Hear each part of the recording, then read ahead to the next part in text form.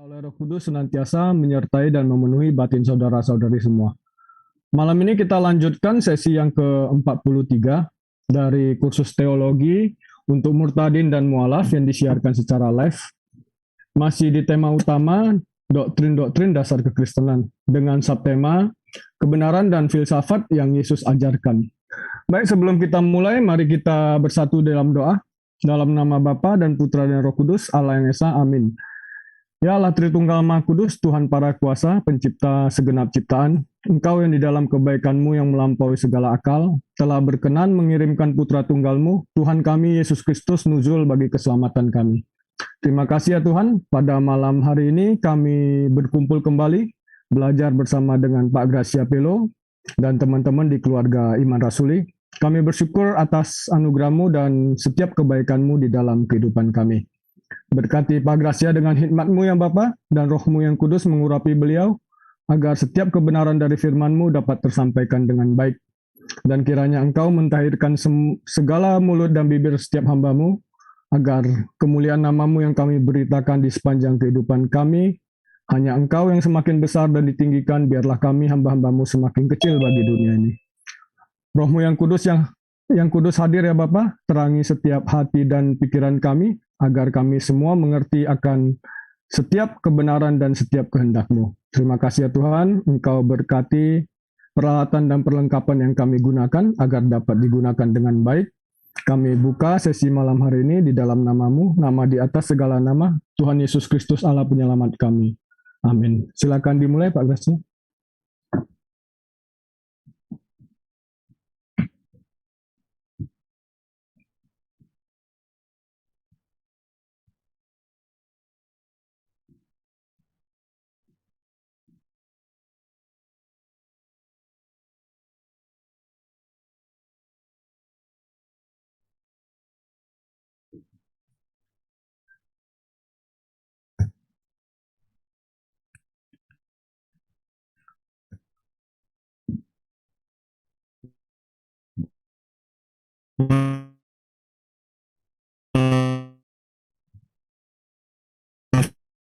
Oke, maaf, tadi saya matikan. Oh ya, selamat malam, bola-bola ini manis dan semua Mute-nya, Pak. Ya, sudah dengar nih? Sudah bisa Pak, lanjut. Oke. Selamat malam semuanya pemirsa. Malam hari ini saya masih meneruskan kajian tentang filsafat. Karena kemarin di sesi pertanyaan itu ada pertanyaan dari seorang ibu yang menurut saya ini mengganjal yang harus dituntaskan. Karena seakan-akan ibu itu memisahkan bahwa antara filsafat dan iman Kristen itu tidak bisa berjalan bersama. Artinya ada pemahaman yang harus dituntaskan supaya jangan sampai terjadi bias atau salah paham. Ya, Alkitab mengatakan di dalam Hosea pasal 4 ayat 6, saya lebih suka lihat bahasa Inggrisnya karena lebih mendekati bahasa terjemahan aslinya. Beda dengan bahasa Indonesia, itu sudah ada tambah tafsir. Di dalam bahasa Inggris, my people are destroyed for lack of knowledge. Umatku hancur binasa karena goblok. Di dalam terjemahan Basic English Bible, destruction has overtaken my people because they have no knowledge. Kehancuran menguasai umatku karena mereka tidak punya pengetahuan. Terjemahan Inggris lama, terjemahan Bishop, my people perish for lack of knowledge. Ini bahasa Inggris, Old English. Tapi artinya sama. Memang ada gaya penulisannya agak beda. Ini Old English. Seperti kayak King James Version yang asli, itu gaya bahasanya Old English. Umatku perish, binasa, karena lack of knowledge, karena goblok. Ini amaran firman Tuhan. Bukan karena Anda itu tidak benar, tidak saleh, tidak cinta Tuhan, tapi gara-gara kurang pengertian, ilmunya rendah, bodoh, Anda rentan untuk hancur dan binasa. Ini amaran firman Tuhan. Oleh karena itu, kemarin di sesi terakhir yang mengatakan, apa Yesus pengajar filsafat? Enggak. Apakah kita harus menguasai filsafat? Tunggu dulu. Yesus bukan pengajar dosen filsafat khusus. Ya, kita harus akui. Tapi apakah Yesus itu orang goblok? Orang yang tidak bisa berpikir, orang yang tidak bijaksana, yang tidak bisa memberikan penjelasan dan jawaban yang tuntas sedetil-detilnya? Ya tidak. Apakah kalau kita mau mengkerucutkan lagi, apakah Yesus tidak pernah mengajarkan logika di dalam semua yang dia ajarkan, yang tercatat di dalam perjanjian baru? Mengenai logika ini, ilmu yang khusus dibahas. Saya punya buku, tapi saya cari seharian ini tidak ketemu. Bukunya Madsen Piris. Madsen Piri itu dia nulis buku tentang kesesatan berpikir, falasi. Apakah Yesus orang yang cacat logikanya? Ya kita kaji supaya jangan sampai pertanyaan-pertanyaan yang terakhir minggu lalu itu masih menghantui orang-orang yang ikut kursus teologi murtadin mu'alaf. Pertama saya jelaskan mulai per definisi ya, yang paling dasar. Ini ilmu waktu saya pelajari waktu saya kuliah ini. Waktu saya ngajar tentang mencari anggota di dalam organisasi, saya selalu memberikan materi-materi kuno, ini materi lama sekali waktu saya menjadi ketua-ketua di kampus. Manusia itu nama latinnya Homo sapiens. Homo sapiens artinya makhluk yang berpikir. Jadi naluri manusia di dalam bahasa akademis, kita disebut sebagai makhluk yang berpikir. Artinya berpikir, berfilsafat, merenungkan segala sesuatu, mencari penyelesaian dari masalah yang ada. Itu sifat naluri alamiah. Kita mau belajar khusus tentang filsafat apa tidak? Semua manusia pasti berpikir dan melakukan proses pemikiran. Otomatis. Ini naluri alam yang kita dapatkan sejak kita lahir. Mau ditingkatkan dengan belajar apa tidak, semua manusia pasti berpikir. Jadi kalau ada yang mengatakan saya tidak perlu filsafat, saya tidak perlu berpikir, saya malas mikir, saya nggak mau menggunakan akal saya. Menurut definisi ini, kalian bukan Homo sapien. Tubuhmu mirip Homo sapien. Tapi hakikat dirimu bukan Homo sapien. Jadi kamu bukan manusia. Jadi kalau bukan manusia, tapi mirip manusia apa? Ya, secara filsafat kamu tuh binatang yang menyerupai manusia. Kamu bukan manusia. Karena kalau saya, Anda semua manusia, otomatis berpikir dan proses pemikiran itu tidak terelakkan dari kehidupan kita. Gampangannya, Hosea 4:6 itu, amaran firman Tuhan yang tadi kita baca itu, poinnya cuma satu, jangan jadi orang bodoh. Karena orang bodoh itu akan hancur dan binasa. Karena ditipu sana, ditipu sini. Nah, sekarang kita lihat. Mungkin banyak orang yang tidak menyadari bahwa di dalam Alkitab itu banyak sekali filsafat yang muncul, yang mungkin jarang diulas. Contoh ya, saya hanya ngutip satu, sepanjang yang dulu saya pernah pelajari. Di dalam Alkitab itu ada suatu filsafat yang akhirnya diangkat oleh filosof Prancis menjadi suatu karya tulis dari pemikirannya, yaitu Albert Camus. Dia seorang filosof dari Prancis. Albert Camus di dalam salah satu bukunya, dia nulis tentang absurditas, filsafat keabsurdan, kesia-siaan. Bukunya ini sangat terkenal. Saya suka membacanya dulu. Di dalam buku ini, kita dibongkar untuk menyadari hakikat kita. Apapun yang terjadi di dalam kehidupan kita sebagai manusia, kita akan menemui semua yang namanya absurditas. Hal yang tidak jelas, hal yang kabur. Yang jelas cuma satu, kata Albert Camus. Selain yang satu ini, semuanya tidak jelas, semuanya itu absurd. Ini tidak bisa dibantah. Yang jelas itu adalah hakikat kelahiran adalah kematian. Antara kelahiran sampai kematian, semuanya absurd, tidak jelas. Semuanya itu tidak bisa dipastikan. Banyak kesia-siaan di atas kesia-siaan. Bahkan salah satu pemikir filsafat yang lain menuduh Albert Camus dengan bukunya Absurditas yang dia tulis itu. Ini bisa dilihat di Tokopedia. Ketika aja Albert Camus Absurditas, Anda bisa beli di online. Mengatakan bahwa pemikiran Albert Camus tentang absurditas, filsafat keabsurdan adalah plagiat dari kitab pengkhotbah. Bedanya, pengkhotbah mengarahkan kepada hakikat yang rohani. Albert Camus menggunakan ide-ide yang sama dari kitab pengkhotbah dan mengupasnya dan menjabarkannya kepada kita dalam bentuk tulisan filsafat. Tidak ada yang pasti di dalam kehidupan ini. Hakikat yang pasti cuma satu. Setiap yang lahir pasti mati, hanya ini. Di saat kamu lahir, besok mau makan apa? Nggak jelas. Besok kamu akan kecelakaan apa sakit, tidak ada yang bisa memastikan hari depan. Karena semuanya absurd, kita masuk di dalam trial and error, ketidakpastian akan segala sesuatu. Tapi hati-hati. Hakikat kehidupan ini, sebelum kita mati, kita masuk ke fase ketidakpastian demi ketidakpastian di dalam semua lini. Masuk ke absurdan.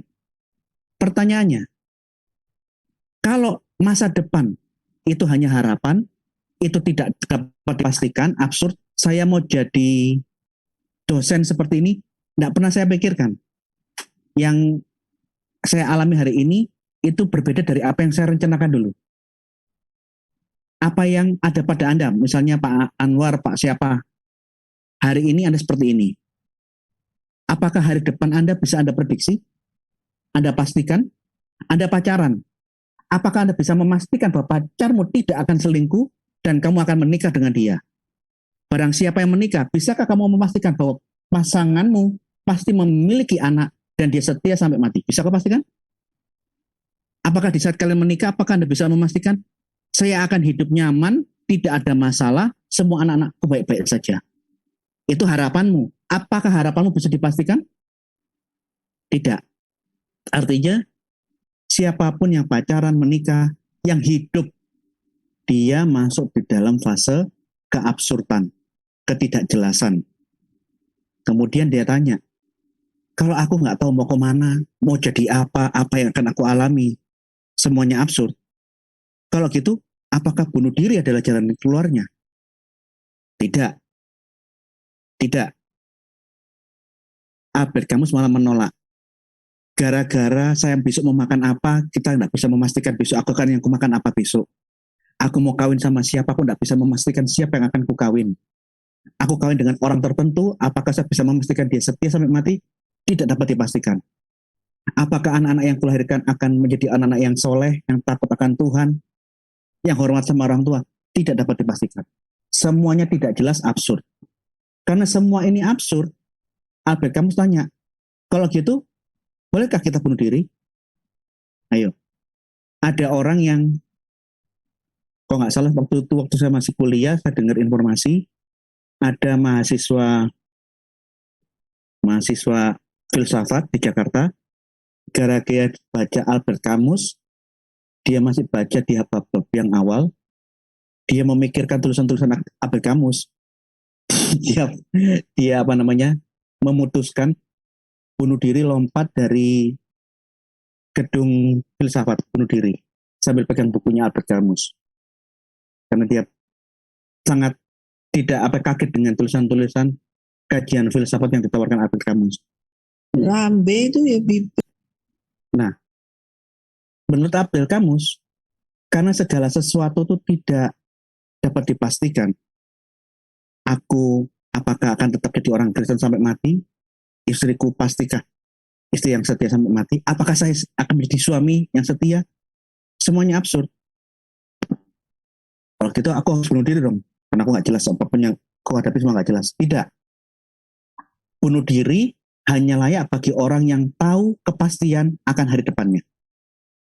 Kalau kita tidak tahu, bukan bunuh diri, jangan fatal. Sebagai jawabannya, Albert Camus mengatakan, karena di dalam hidup ini, di dalam setiap lini, saya tidak bisa memastikan apapun yang akan terjadi. Hanya bisa berharap dan berprediksi. Tanpa bisa memastikan, maka yang harus dilakukan bukan bunuh diri, tetapi saya harus memberontak dalam keadaan sekarang. Supaya apa yang kurencanakan, yang aku harapkan di hari yang akan datang, terjadi seperti ekspektasi saya. Saya harus memberontak.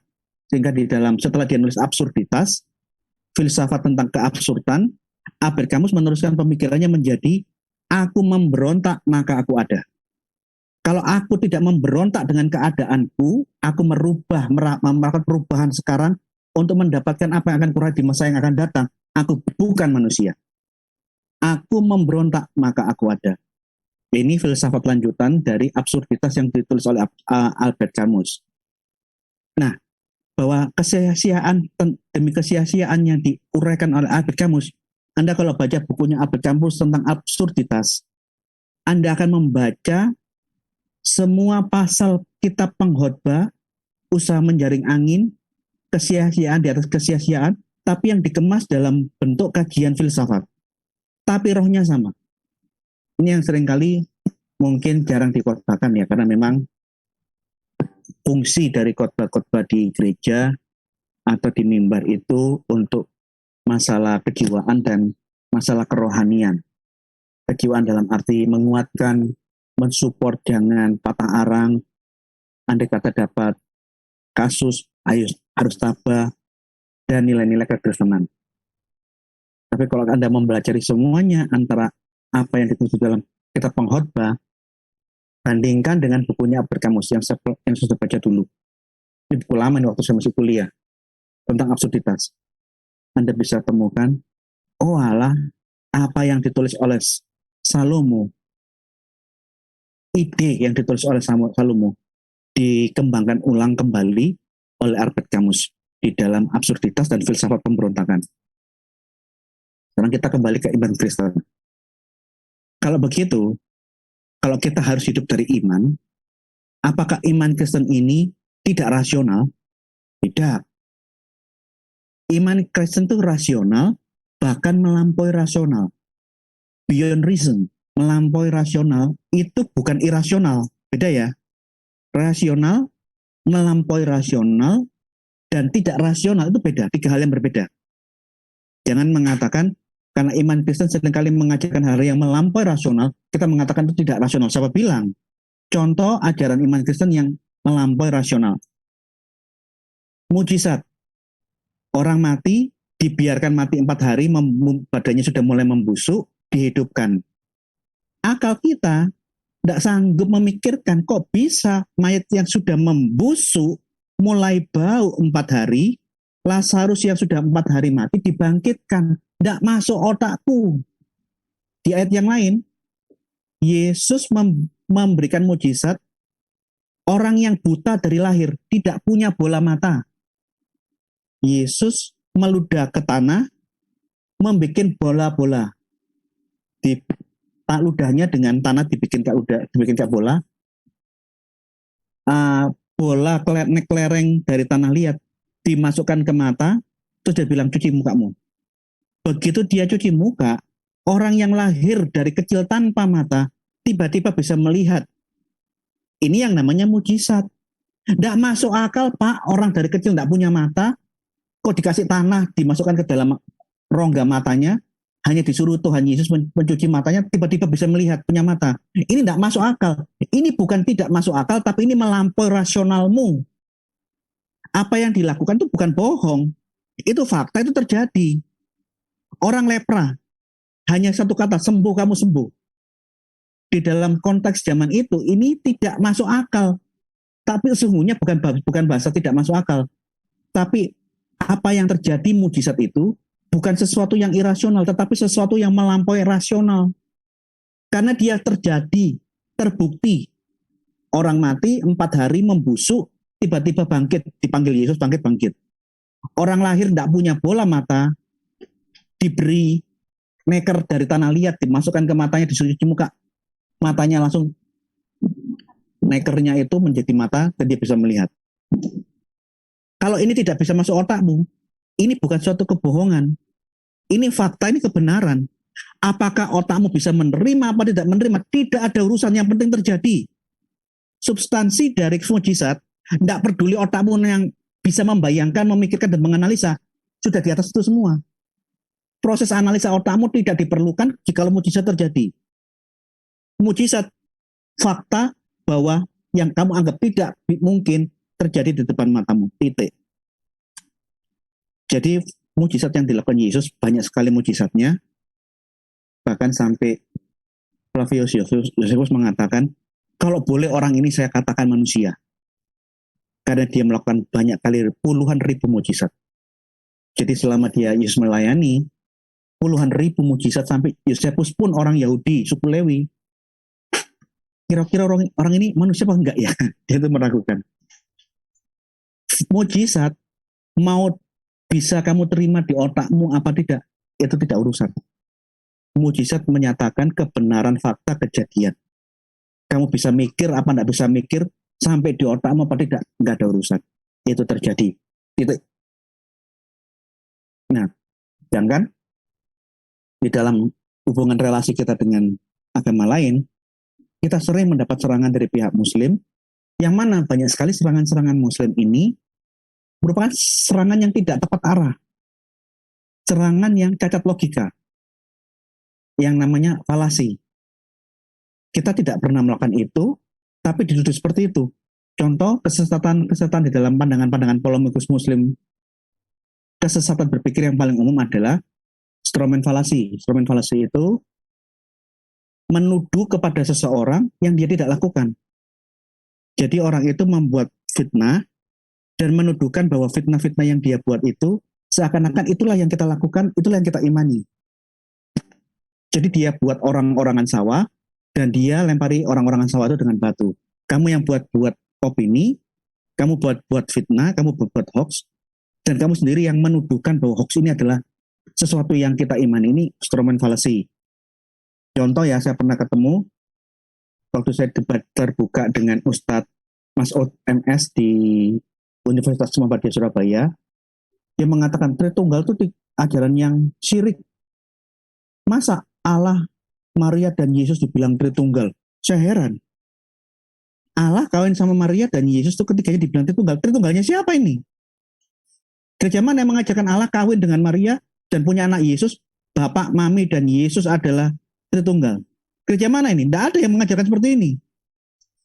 Ternyata itu kutipan dari surah kelima, surah Al-Maidah ayat 16. Pertanyaannya, ini Kristen mana yang mengajarkan seperti ini? Allah bersenggama dengan Maria dan melahirkan Yesus sehingga mereka menjadi 3 oknum yang disembah. Allah, Maria, dan Yesus. Ini Kristen siapa ini? Kristen aliran mana yang mengajarkan seperti ini? Ini contohnya. Jadi pada waktu saya mendengarkan tuduhan dari Ustadz Mas'ud MS di Universitas Muhammadiyah Surabaya, dia mengatakan Tritunggal itu Allah, Maria, dan Yesus. Masa Maria Tuhan? Dalam hatiku loh. Yang mengajarkan Allah, Maria, dan Yesus 3 Allah, 3 ilah. Itu siapa? Ternyata di dalam Al-Quran di surah Al-Maidah 16 ada ayat yang mengatakan, dan ingatlah ketika Allah berfirman, hai Isa putra Maryam, adakah kamu mengatakan kepada manusia, jadikanlah aku dan ibuku 2 Tuhan, 2 ilah selain Allah. Jadi ada 3 ilah. Allah, Maria ibunya, dan Yesus. Isa menjawab, Maha suci engkau. Nggak patut aku ngomong seperti itu. Aku nggak patut mengatakan apa yang bukan menjadi hakku mengatakannya. Andaikan aku pernah ngomong seperti itu, masih engkau tahu ya Tuhan. Jika aku pernah mengatakan, maka tentulah engkau mengetahui apa yang ada pada diriku, dan aku tidak mengetahui apa yang ada pada diri engkau. Sesungguhnya engkau maha mengetahui perkara yang gaib-gaib. Jadi pada waktu Allah itu tanya, Yesus, apakah kamu mengatakan Allah, ibumu dan kamu itu 2 Tuhan di sampingku? Loh, ya ampun Tuhan, kapan aku ngomong seperti itu? Loh, enggak, aku cuma tanya, apakah benar kamu mengatakan ibumu dan kamu itu 2 Tuhan di samping saya? Ya ampun Tuhan, kapan aku ngomong itu? Andai kata aku pernah ngomong, kamu kan maha tahu. Oh iya. Nah, ayat itu tadi yang dikutip oleh Ustadz Mas'ud MS di Universitas Muhammadiyah Surabaya waktu debat dengan saya, itu ada yang mengkritisi. Yang mengkritisi itu adalah Geoffrey Palinder. Itu ayat tadi yang kita baca Al-Maidah 19, itu bukan Tritunggal yang diimani orang Kristen sedunia. Muhammad tidak ketemu dengan aliran Kristen mainstream. Yang ditemui Muhammad adalah aliran bidat Kristen, aliran Mariamid, aliran Kristen Arab, penyembah Maria. Ini aliran Kristen perempuan-perempuan Arab di abad keempat. Tercatat di dalam bukunya Epipanius. Ternyata masih eksis sampai zamannya Muhammad hidup. Yang parah, ajaran bidat Kristen yang ditemui Muhammad itu, yang ada di dalam Quran, sama orang-orang Muslim saat ini menuduhkan bahwa semua orang Kristen itu seperti itu. Bahwa semua orang Kristen menuhankan Maria dan Yesus menjadi Tritunggal. Ini yang saya bilang instrumen falasi. Kita tidak pernah mengimani ajaran sesat seperti ini. Tritunggal bukan ayah, ibu, dan anak, bukan. Di dalam nama, in the name God the Father, God the Mommy, and God the Son. Tuhan mami matamu, tidak ada seperti itu. Tidak ada Allah Bapa, Allah Ibu, Allah Anak, tidak ada. Keluarga berencana itu bukan Tritunggal. Ini bukan ajaran Kristen. Jadi kalau ada orang Kristen yang menggunakan ayat Al-Maidah 19 dan menuduhkan, mengolok-olok kekristenan, Anda melakukan stromen falasi, karena apa yang kamu tuduhkan itu sama sekali bukan iman Kristen. Sambil ditambah-tambahin, loh, masa Allah kawin sama manusia? Ketawa-ketawa, Tuhannya orang Kristen kawin sama manusia, Maria dikawin sama Allah, ketawa-ketawa cekean gitu. Kamu tuh cengengesan tentang apa coba? Yang kamu ketawa itu bukan ajaran kami. Kamu ketawa-ketawa nggak jelas itu malah. Tertawa bahkan mencaci maki. Kristen sirik. Masa Allah kawin sama Maria? Loh. Ini instrumen falasi. Karena tidak pernah ada ajaran semacam ini yang diimani. Dia buat-buat khayalan, dia nuduh orang salah sasaran, dan malah kita yang tidak mengimani itu, dia salah sasaran, kita yang dicaci maki. Ini instrumen falasi. Yang kemudian, kita harus meluruskan kesesatan itu. Masalah Al-Maidah 16 itu juga menjadi bahan autokritik di dalam dunia Islam, karena Muhammad Ahmad Khalafullah di dalam bukunya Al-Quran Bukan Kitab Sejarah, terbitan Paramadina, dia mengatakan Al-Maidah 116 itu bukan ayat yang pernah terjadi di dalam sejarah. Tidak mungkin Allah Subhanahu wa Ta'ala menanyakan kepada Yesus persis seperti ayat itu. Kenapa? Karena Tuhan itu Maha Tahu. Tidak mungkinlah Tuhan itu digambarkan menjadi sosok yang tidak Maha Tahu, dan dia minta konfirmasi kepada Yesus. Yesus, apakah kamu pernah ngomong seperti ini? Yesus malah mandalo, kapan aku ngomong gak begitu? Itu fitnah Tuhan, itu hoax. Bagi Muhammad Ahmad Khalafullah, Al-Maidah 116, Anda bisa beli bukunya di online. Dia mengatakan ini contoh ayat Quran yang tidak pernah terjadi di dalam sejarah manusia. Tidak pernah terjadi dalam sejarah. Tapi Muhammad Ahmad Khalafullah mengatakan ayat itu firman Allah. Tapi bukan kebenarannya, bukan kebenaran sejarah. Tuhan bagi Muhammad Ahmad Khalafullah itu ngomong dalam gaya bahasa syair dan puisi. Jadi kalau ada ketidaktepatan di dalam sejarah kronologisnya, maklum itu keindahan puisi kok, bukan ketepatan sejarah. Ini pandangannya Muhammad Ahmad Khalafullah. Jadi sekali lagi saya tegaskan, seringkali saya lihat di Facebook di mana-mana, ada orang-orang yang kurang akal menuduh Tritunggal itu sebagai Allah Bapa, Allah Mami, Allah Anak. Tidak ada. Tritunggal itu Allah yang Esa. Tauhid. Allah yang diimani orang Kristen itu satu wujudnya, satu entitasnya. Allah yang Esa itu selalu satu dengan firman-Nya dan selalu satu dengan rohnya, dengan hayatnya. Allah tidak pernah terpisah dari firman-Nya dan tidak pernah terpisah dengan rohnya. Allah, firman Allah, roh Allah itu satu Allah yang Esa, itulah Tritunggal. Jadi tuduhan-tuduhan yang minor, yang seperti yang saya pernah alami sendiri, itu adalah stromen falasi. Allah tidak pernah ada tanpa memiliki firman, seperti yang diajarkan oleh Wanes, oleh Joshua Tewu, Saksi Yehova, Unitarianisme. Tidak pernah. Allah selalu memiliki firman dari khatim sampai baqo, dari kekal sampai kekal. Dia selalu memiliki firman di dalam dirinya, dan dia hidup di dalam hayatnya sendiri, dari kekal sampai kekal, dari khatim sampai baqo. Allah tidak pernah terpisah dengan hayatnya, tidak pernah terpisah dengan rohnya. Ketiganya, Allah, firman Allah, dan hayat Allah, itu satu Allah yang esa. Kemudian, falasi yang umum itu red herring. Ini umum ini. Red herring ini, bahasa sederhananya itu, mengalihkan perhatian, mengalihkan pembicaraan, dan mengarahkan kepada pemikirannya yang keliru. Jadi dia mengalihkan pembicaraan untuk diarahkan kepada asumsinya dia yang keliru. Yang gak ada kaitannya dengan semua yang dia bicarakan.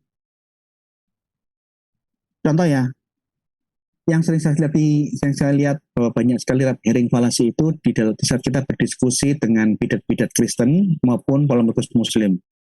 Kami tidak percaya Tritunggal. Bagi kami Allah itu esa. Ini red herring falasi. Karena antara Tritunggal dengan Allah yang esa itu satu kesatuan. Tapi dia menggunakan kalimat yang membedakan. Kami tidak percaya Tritunggal, yang kami percaya ini adalah Allah yang esa. Loh, jadi di dalam otakmu Tritunggal bukan Allah yang esa rupanya. Artinya apa? Yang keliru itu kamu. Kamu memberikan suatu dua frase yang tidak ada kaitannya, yang muncul dari ketidaktahuanmu. Sampai-sampai kamu mengatakan, kami tidak percaya Tritunggal, karena bagi kami Allah itu esa. Ini kalimat dari orang yang tidak tahu, yang salah paham, yang keliru. Tritunggal itu bukan ajaran politeisme. Ajaran Allah yang esa, bahwa Allah, firman Allah, dan roh Allah itu satu kesatuan yang tidak terpisahkan. Ini falasi. Karena Tritunggal adalah benar-benar monoteisme. Yang mengajarkan Tritunggal itu Yesus. Yesus rabi Yahudi. Kamu mau ngajari tentang monoteisme ke semua orang-orang Yahudi? Kamu mau ngajari orang-orang Petrus, Yohanes, siapa lagi? Matius. Orang-orang Yahudi tulen tentang keesaan Allah. Ini falasi. Jadi mengalihkan pembicaraan dan menuduh-nuduh, mengarahkan ke pemikiran yang keliru. Allah, firman Allah, roh Allah, sekali lagi itu satu. Bukan tiga entitas yang terpisah, tapi satu Allah yang esa. Jadi seringkali kekeliruan yang muncul ini muncul di dalam pandangan Yahwisme seperti Lukas Sutrisno dan Yakub Sulistyo. Itu mengajarkan tidak ada Tritunggal, yang ada itu Allah Elohim Echad. Saksi Yehova juga sama argumentasinya. Unitarianisme juga sama, Oneness apalagi sama. Termasuk sebagian besar polemikus Muslim itu dia yang salah sangka terus mengeluarkan pernyataan yang keliru. Kami tidak pernah seperti itu kok. Kalau kita gagal, kalau kita uji ketauhidannya antara iman Tritunggal dengan yang diimani oleh orang-orang yang menolak Tritunggal. Kalau kalian menolak Tritunggal, maka kami tanya, berarti kamu mengatakan, kamu mengimani bahwa Allah itu terpisah, tidak satu dengan firman dan rohnya. Allah macam apa yang tidak satu dengan firman dan rohnya? Tolong jelaskan kepada saya. Biasanya begitu kita melakukan pengujian ketauhidan tentang doktrin Tritunggal dengan bidat-bidat atau mungkin polemikus Muslim yang anti Tritunggal, yang bodoh-bodoh itu, kita tanyakan begini, kalau kamu menolak Tritunggal bahwa Allah itu tidak satu dengan firman dan rohnya, kira-kira Allah yang kamu yakini seperti apa? Coba jelaskan. Begitu dijelaskan, dia nggak jawab, lari ke sana, mengolok-ngolok, mencaci maki, ngasih gambar-gambar porno. Ini biasanya polemikus Muslim. Loh, jawaban bagi kami Allah, firman Allah, dan roh Allah itu satu, tidak terpisah-pisah. Jikalau Allah dan firman Allah dan roh Allah itu tidak satu, jelaskan Allah di dalam konsep teologimu seperti apa? Tolong jelaskan. Biasanya nggak dijawab, hanya lari ke sana, lari ke sini, mencaci maki, ketawa-ketawa, kirim gambar-gambar porno. Ini yang biasanya dilakukan kalau kita diskusi, ada berdebat di medsos dengan kaum bidat atau polemikus Muslim. Termasuk jikalau firman Allah tidak satu dengan Allah, satu substansi dengan Allah, ini yang seringkali saya tanyakan. Kalau kamu meyakini firman Allah itu kekal, tapi dia tidak satu substansi dengan Allah, berapa yang kekal? Mau tidak mau di dalam teologi pandangan seperti ini, Allah itu kekal, tetapi dia substansi yang berbeda dan terpisah dengan firman Allah, dengan Al-Quran, maka tidak mau tidak mau secara logika ini ada dua yang kekal. Ini menjadi masalah malahan. Kalau kita melakukan uji komparasi, analisa akademis tentang ketauhidan bagi orang-orang yang menolak Tritunggal, mereka akan blunder sendiri. Biasanya kalau di Uber kita adu argumentasi terhadap orang-orang yang menolak bahwa Allah satu dengan firman dan rohnya, mereka akan mengatakan, sudahlah saya tidak mau berdebat, pokoknya Allah itu Esa loh kan. Dia tidak bisa menjelaskan konsep ketuhanannya dia yang dia imani, dia hanya mau mengolok-olok menuduh Tritunggal itu politeisme. Begitu kita bantah, Tritunggal tidak seperti yang ada di otakmu, kita Uber, dia tidak bisa jawab, terus dia ngasihkan statement, pokoknya saya Allah itu Esa. Ket biyen sak mbah-mbahku dhisik percaya Allah itu Esa. Tapi Esa yang seperti apa? Begitu kita uji kamu lari, ngolok-ngolok, kirim gambar-gambar porno, caci maki, tertawa-tertawa sendiri tanpa sebab. Nih, banyak sekali contoh-contoh falasi ya. Ini saya hanya memberikan sedikit. Ini bukan pelajaran tentang filsafat, karena bagi saya sih masih ada yang lebih mumpuni daripada saya. Ini hanya sekedar pengantar untuk kelasnya mahasiswa. Dulu waktu saya masih jadi mahasiswa, saya ngajar untuk pengkaderan. Ini bagian yang saya ajar waktu masih jadi pengurus-pengurus mahasiswa di kampus. Contoh falsi yang lain ini kemarin saya sudah sebutkan, tu quo. Orang kalau ditegur, dia tuh mengelak, kamu juga melakukannya kok. Dalam hal ini, yang mengatakan, kamu yang juga melakukannya, dia yang keliru. Saya suka nyelonong lampu merah. Suatu saat saya naik satu mobil dengan teman saya, terus saya ngerti, tolong jangan melanggar lampu merah, tertib. Yang saya ingatkan ini, ngomong, Allah kamu aja sering melanggar kok ngingetin saya. Di dalam kasus ini, saya yang berkali-kali melanggar lampu merah beberapa saat yang lalu, khusus di saat itu saya mengingatkan jangan langgar lampu merah. Nasihat saya ini nasihat yang benar. Kawan saya yang saya nasihati jangan melanggar lampu merah, sabar. Dia menolak, kamu juga aja sering melanggar kok nasihatin saya. Dan dia melanggar. Di dalam logika yang salah itu yang melanggar. Jadi argumentasi kamu juga, itu salah untuk yang ngomong. Saya melanggar apa enggak masa lalu itu urusan saya. Tapi di saat itu saya menasihati kamu jangan melanggar lalu lintas, jangan melanggar lampu merah, itu benar. Jadi yang menolak nasihat saya yang benar, malah dialah yang keliru. Ini namanya falasi tu quo. Ada juga amfiboli. Amfiboli ini permainan kata-kata, di mana orang yang menggunakan amfiboli itu menggunakan satu kalimat yang bermakna jamak. Ini dipakai biasanya politikus di dalam berdebat atau memberikan pernyataan dan memberikan kalimat-kalimat yang bernuansa amfiboli, karena dengan kalimat yang bermakna jamak dia bisa berkelit ke sana ke sini. Kalau orang menuduh dia begini dia bisa mengelak. Atau amfiboli ini sering dipakai di dalam komedi. Anda bisa temui banyak sekali contoh-contoh pelawak-pelawak itu melakukan falasi yang namanya amfiboli. Mengucapkan suatu istilah yang bermakna jamak, yang nggak jelas. Contoh ya, di dalam bukunya Madsen Piri ditulis, pada suatu perang, ada peperangan antara Persia dan Romawi. Tentara Romawi tanya kepada dukun peramal, siapakah yang akan perang? Siapa yang akan menang perang nanti? Dukun ini membuat mantra-mantra, mengeluarkan alat-alat untuk meramal. Kemudian dia mengatakan, aku melihat akan ada sebuah kerajaan yang besar runtuh. Ini kalimat dukun yang ramal itu. Panglimanya Romawi, dia merasa yakin bahwa musuhnya akan kalah. Pada waktu perang, ternyata dia yang kalah. Kalimatnya dukun ini tidak akan pernah salah. Yang menang Romawi, kalimatnya dukun tetap menang. Yang menang Persia, kalimatnya dukun ini menang. Karena sebuah kerajaan besar akan runtuh. Ini bisa ke Persia, bisa ke Romawi arahnya. Karena yang perang kan hanya dua kerajaan, Persia, Kekaisaran Persia dengan Romawi. Kalau perang, kemungkinannya kan hanya ada dua. Salah satu menang, atau dua-duanya kalah. Kalau yang nggak menang Persia, ya menang Romawi. Kalau yang nggak menang Romawi, ya Persia. Jadi kalimatnya Mbah Dukun peramal ini, dilihat dari segala macam sudut, dia tidak akan pernah salah. Ini yang namanya amfiboli. Karena yang jatuh Persia, yang hancur Persia, Betul kalimatnya, sebuah kerajaan besar akan runtuh. Yang hancur Romawi, yang kalah dalam peperangan Romawi. Betul juga kalimat ini. Sebuah kerajaan besar akan runtuh. Seperti yang diramalkan. Ini Amfipoli.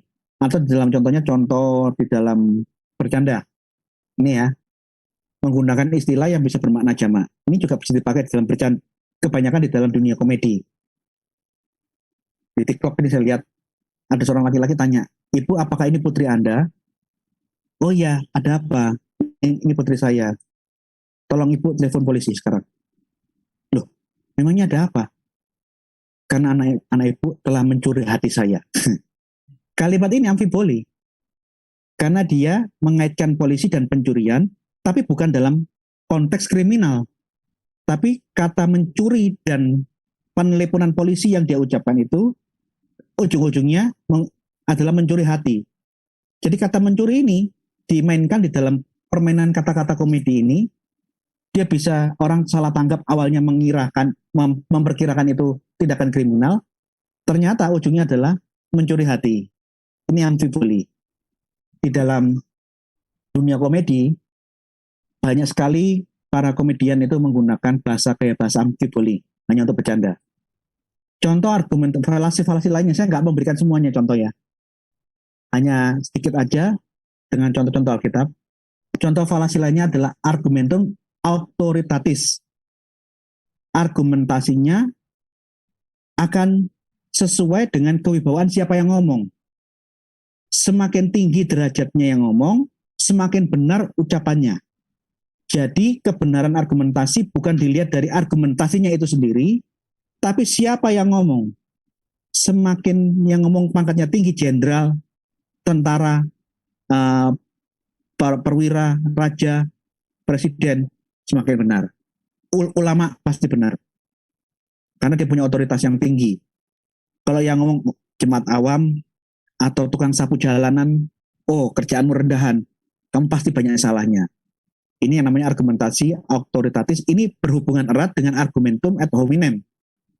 Argumentum ad hominem itu, alih-alih menganalisa suatu argumentasi, dia mencemooh kepribadian orangnya yang ngomong. "Alah kamu itu tukang sampah, kok bisa ngomong tentang politik semacam itu." Dia tidak memperhatikan analisa dari tukang sampah itu, tapi langsung menuduh secara pribadi, "Kamu itu orang rendahan, tukang sampah, tidak pantas kamu ngomong itu." Ini ad hominem. Nah, ad hominem ini mirip-mirip, lebih parah lagi ad poniem. Ad poniem ini banyak sekali saya temukan di saat saya berdiskusi dengan kelompok-kelompok polemikus muslim. Ad poniem itu bahasa yang saya buat-buat. Contoh ya, Kainama membual S2 di Leiden, Belanda, S3 di Israel. Dia membual. Akhirnya saya bongkar bahwa kamu itu berbohong. Kamu tidak seperti itu aslinya. Kamu tidak pernah S2 di Leiden, kamu tidak pernah sekolah dan live in di Israel. Di saat ada orang berbohong dan saya membongkar kebohongannya, para polemikus muslim itu menuduh saya itu melakukan ad hominem, menyerang pribadi. Pribadi apa yang saya serang? Saya ini membongkar kebohongan. Dia yang lebih dahulu, dia duluan mengatakan banyak bohongnya, lulusan STT Jakarta, S2 Leiden, seminari di Leiden, S3 di Israel. Semua ini bohong, dan saya mau menunjukkan bahwa apa yang dikatakan itu tidak benar. Di saat saya membongkar kebohongan, saya dituduh ad hominem. Itu ad hominem. Kalau kalah menyerang pribadi, itu bukan menyerang pribadi, saya saya menunjukkan kebenaran kok. Termasuk kayak si Ali. Pada waktu saya ngomong dia itu ustadz yang pernah jadi sekretaris SIA Jawa Timur. Dia bukan Kristen, dia tidak pernah jadi mu'alaf, tidak pernah jadi pendeta. Dia lahir asli Islam, nama aslinya Muhammad Ali. Saya ini membongkar kebohongan yang sudah banyak disebarkan dengan menunjukkan data-data bahwa promosi propaganda yang dilakukan oleh polemikus muslim termasuk Menahem Ali sendiri yang di billboard, di spanduk, mantan pendeta. Saya tunjukkan data itu, dia tidak pendeta. Lahir Islam, namanya Muhammad Ali, dosen UNER, dia tidak pernah jadi Kristen. Ini wawancaranya dengan Jawa Pos. Di saat dia wawancara dengan Jawa Pos, dia mengaku dia tidak pernah meninggalkan agama Islam. Nah, di saat saya menunjukkan data-data bahwa selama ini ada propaganda yang bohong tentang Menahem Ali, saya dituduh, wah, Pak Grosio menyerang pribadi. Ini bukan menyerang pribadi. Saya menunjukkan kebohongan. Dia berbohong dan saya membantah kebohongannya. Termasuk si Nandar. Dia ngaku SH, MH dengan pakaian-pakaian ondel-ondelnya itu. Saya cari, tidak ada nama Nandar, SH. Tidak ada Yonatan Nandar, MH. Bahkan tanpa dia ketahui, teman-teman saya dari kelompok pengacara di Jakarta mengecek, tidak ada nama pengacara Yonatan Nandar. Artinya dia menggunakan gelar-gelar gadungan, nama-nama palsu hanya untuk menaikkan citranya.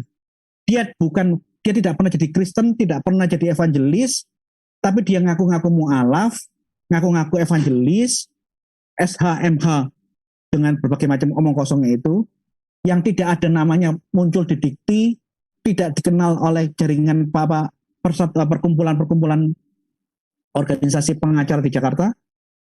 Ini yang namanya saya membongkar kebohongan. Tapi begitu saya membongkar kebohongan, pihak Polymokus mengatakan, wah Gracia et ponium raimu.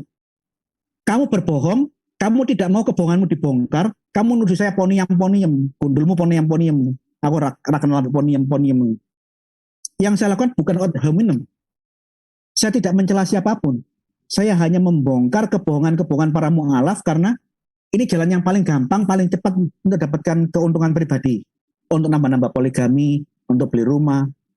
Saya mantan pendeta, lulusan Vatikan. Begitu dibongkar kebohongannya, ad ponium. Kemudian ada juga yang terakhir nih, argumentum ad absurdum. Ini paling banyak saya temukan kalau ketemu sama anak-anak yang masih baru belajar filsafat tapi kemelindi. Argumentum yang akan menghabisi dalilnya sendiri. Argumentum, jikalau kita mengikuti argumentasi itu, akan membuat absurd apa yang dia ucapkan. Contoh, begitu kita ngomong tentang apalah suatu diskusi, tiba-tiba ada yang ngomong, tidak ada kebenaran. Kebenaran itu relatif. Ini argumentum ad absurdum. Kalau kamu menyanggap pernyataan saya, termasuk pernyataan orang lain, dan kamu memberikan statement tidak ada kebenaran. Kebenaran itu tidak ada. Kebenaran itu relatif. Pertanyaan saya, komentar yang keluar dari mulutmu, itu benar apa tidak? Kalau mengikuti argumentasimu tadi, tidak ada kebenaran, bahkan apa yang barusan kamu ucapkan ini pun bukan kebenaran. Jadi apapun yang kamu ucapkan, menurut pendapatmu sendiri tadi, pernyataanmu tadi, apapun yang kamu ucapkan semua adalah bohong dan tidak perlu diikuti. Artinya apa? Kamu lebih baik diam, gak usah ngomong. Nah kalau semua kamu memberikan statement bahwa segala tidak ada kebenaran itu relatif, lah yang omong aku benar kok gak? Kok dia memastikan apa yang saya bicarakan ini benar, kamu sudah menjilat ludahmu sendiri. Tapi kalau kamu mengikuti logika dari kalimatmu sendiri, kalimatmu itu tadi, kamu akan bunuh diri. Bahkan apa yang kamu ucapkan tadi itu bukan sebuah kebenaran. Artinya tidak usah didengerin. Ini yang namanya argumentum ad absurdum. Dan saya akan tunjukkan setelah ini contoh-contoh pengajaran logika yang diajarkan oleh Tuhan Yesus. Yang mungkin kita semua belum kurang melihat lebih detail bahwa ini sebenarnya adalah logika anti-falasi yang diajarkan Yesus. Ini buku yang saya pakai, yang saya paling suka itu Madsen Piri, karena Madsen Piri itu punya ringkas dan banyak sekali contoh-contohnya. Cuma tadi ini saya cari nggak ketemu. Contoh bahwa Yesus itu pengajar yang penuh hikmat, bijaksana. Dia bukan orang bodoh. Dia kalau ngomong selalu dengan logika dan argumentasinya sangat-sangat luar biasa. Runtut nalarnya. Contoh ya.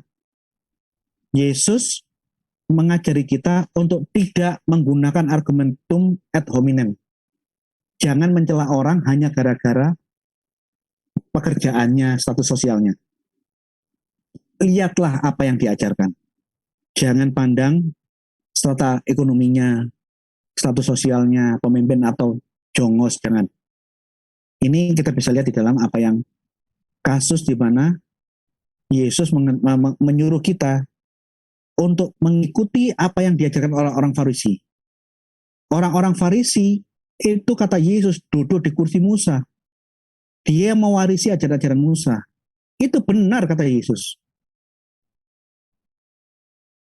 Jadi Yesus menekankan, kalau ada orang yang mengatakan yang benar, ya akui benar. Kalau yang ngomong salah, ya akui salah. Tanpa memandang status sosial, strata ekonomi, dan sebagainya. Perhatikan apa yang diajarkan. Jangan yang lain-lain. Ini contoh ya.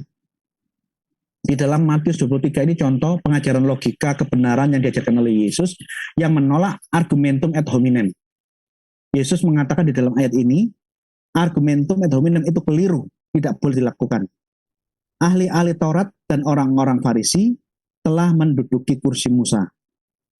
Sebab itu, sebab mereka sudah duduk di kursi Musa, punya otoritas mengajarkan Taurat Musa, karena itu turutilah, ikuti apa yang mereka ajarkan, dan lakukanlah segala sesuatu yang mereka ajarkan kepadamu. Yesus menyuruh semua murid-muridnya, dengarkan apa yang diajarkan orang-orang Taurat, ahli-ahli Taurat dan orang-orang Farisi yang sudah menduduki kursi Musa. Apa yang mereka ajari turuti, apa yang mereka ajarkan lakukan. Ini ayat 2, ayat ketiga. Jadi, yang benar ya akui benar, siapapun yang ajar. Sekalipun dia adalah ahli-ahli Taurat dan orang-orang Farisi yang sering berdebat dengan saya dalam masalah-masalah teologi yang lain, tapi mengenai pengajaran, ikuti dia, mereka benar. Tapi ada frase berikutnya. Kalau mengenai ajaran disuruh mengikuti, tapi janganlah kamu turuti perbuatan-perbuatan mereka. Karena mereka mengajarkannya tapi tidak melakukannya. Perilakunya yang jangan kamu tiru. Tapi apa yang diajarkan itu benar, ikuti. Tapi kelakuannya yang tidak berintegritas, jangan ikuti. Yesus menunjukkan suatu pengajaran logika yang luar biasa, mengajari kita semua untuk tidak melakukan argumentum ad hominem. Kamu sering berdebat sama Tuhanku, sama junjunganku, ngapain saya ngikut kamu? Yesus tidak bilang begitu. Malah sebaliknya. Sekalipun ahli-ahli Taurat dan orang-orang Farisi sering berdebat dengan Yesus, tapi mengenai pengajaran, mengenai hukum Taurat, turutilah mereka. Lakukan semua yang diajarkan oleh ahli Farisi dan orang-orang ahli Taurat. Tapi jangan memiliki kelakuannya mereka yang munafik, yang tidak berintegritas. Ajarannya ikuti. Kemunafikannya jangan diikuti.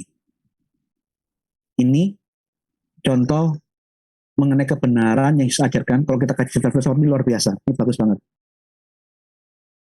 Jadi, apa yang dilakukan oleh ahli-ahli Taurat dan orang Farisi, itu secara ortodoksi pengajaran. Benar, kata Yesus. Harus ditiru, harus dilakukan. Apa yang diajarkan mereka yang duduk di kursi Musa. Tapi itu bahkan di dalam ayat yang lain, perilaku, tindak tanduk kelakuannya orang gaya hidup spiritualitasnya orang-orang ahli Farisi dan ahli Taurat, itu standar untuk ke surga. Matius 5:20.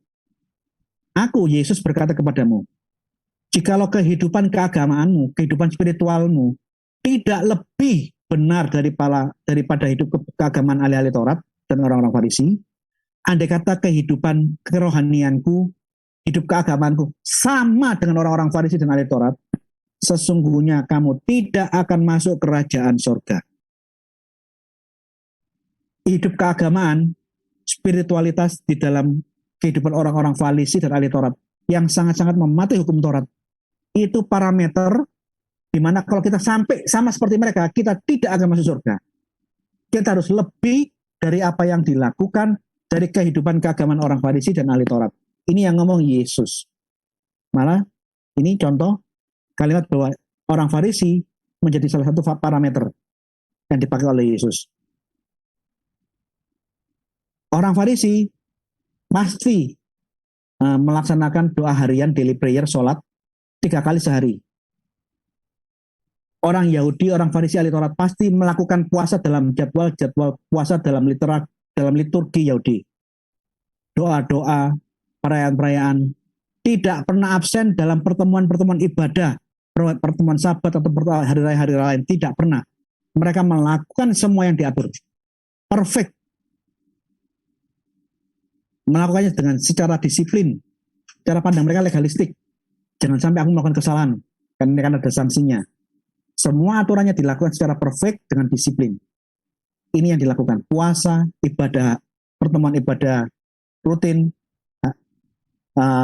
jadwal-jadwal puasa, liturgi Yahudi, perayaan-perayaan itu semua diikuti sempurna.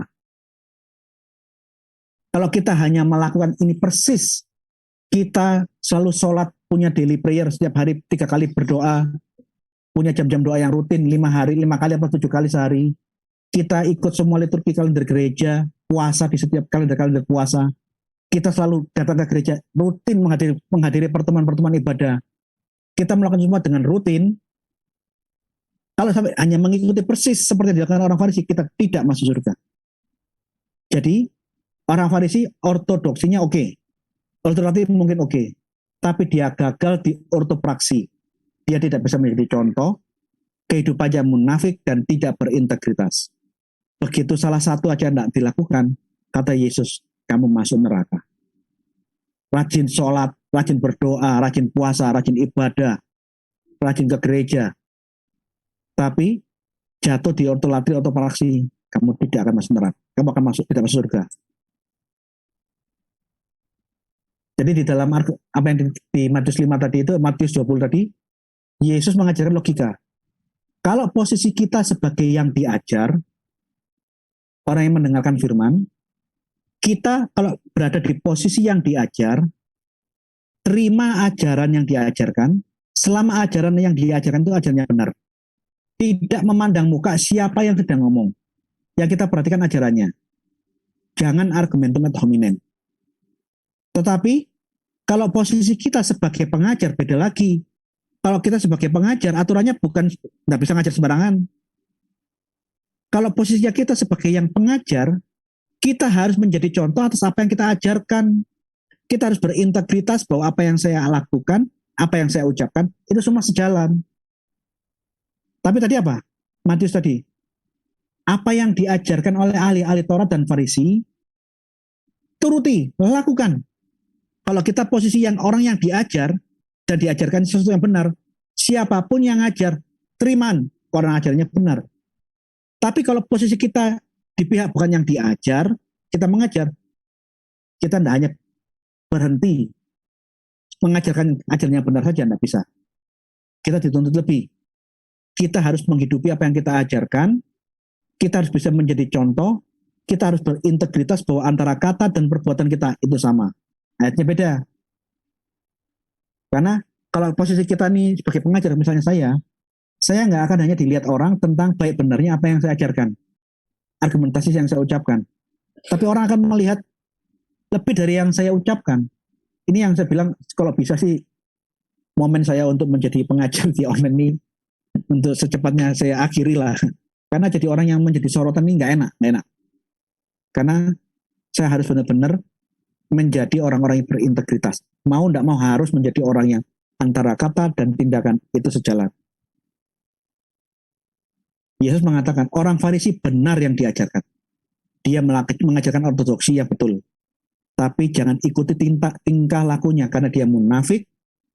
Mereka hanya bisa ngajar tapi tidak bisa menghidupi apa yang diajarkan. Dia tidak punya integritas.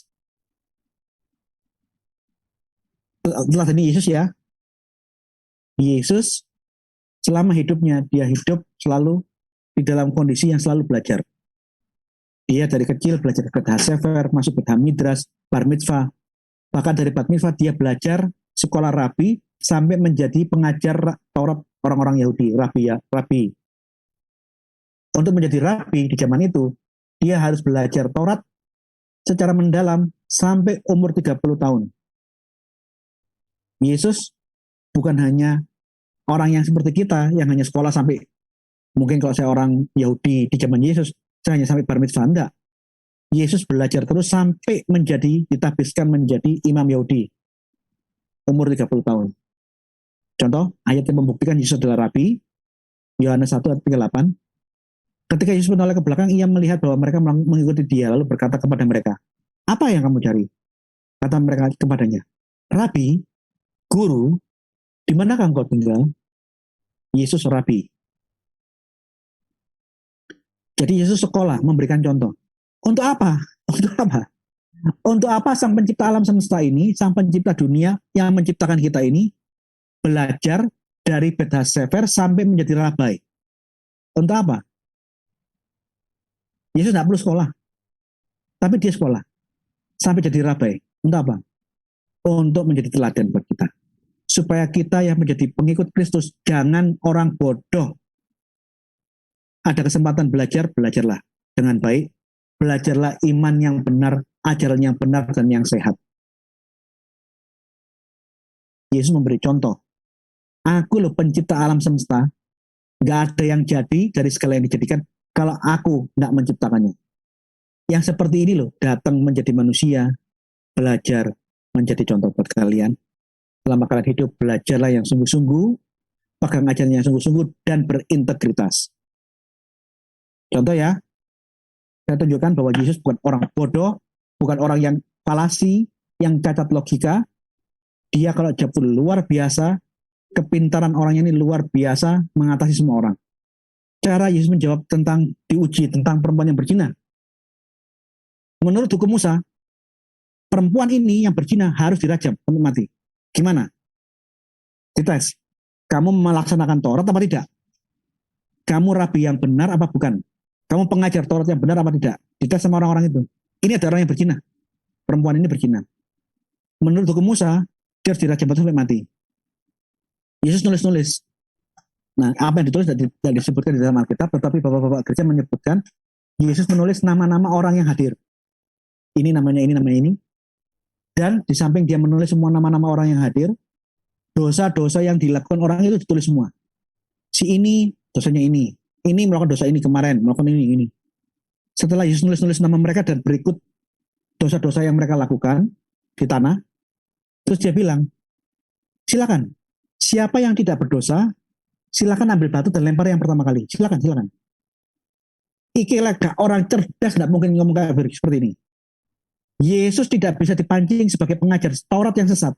Dia mengatakan, oke, memang Taurat mengajarkan rajam. Dengan catatan, siapa yang tidak berdosa, tolong lempar yang pertama kali. Saya mau lihat itu. Jadi dia mau dijebak dari manapun, tidak bisa. Ini contoh kebijaksanaan yang luar biasa dari Tuhan kita. Jadi dia tidak bisa dijebak bahwa Yesus meniadakan mengangkangi hukum Musa. Tidak. Silakan lakukan hukum Musa, silakan terapkan. Tapi jawaban Yesus bukan tidak. Jawaban Yesus kepada orang-orang yang mencoba Yesus bukan yes or no, tapi dia menggunakan kalimat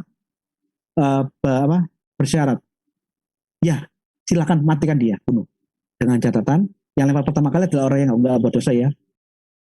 Sebelumnya dia tulis semua nama orang-orang yang hadir, berikut dosa-dosa yang dilakukan, terus dia bilang, ayo, siapa yang tidak berdosa, tolong lempar yang pertama kali. Dilihat dari manapun, Yesus tidak pernah dipersalahkan. Dia tidak melanggar hukum Musa. Ya, silakan dengan catatan.